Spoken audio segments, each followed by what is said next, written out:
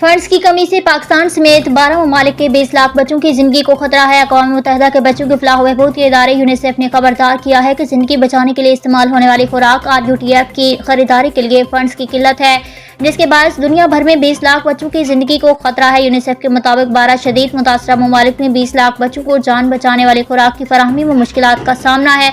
UNICEF का कहना है कि पाकिस्तान में रवां साल शदीद गज़ाई किल्लत का शिकार 2,62,000 बच्चों को जिंदगी बचाने वाली खुराक फराहम की गई। पाकिस्तान में गज़ाई किल्लत का शिकार बच्चों के लिए मौजूदा सप्लाई मार्च 2025 में खत्म हो जाएगी।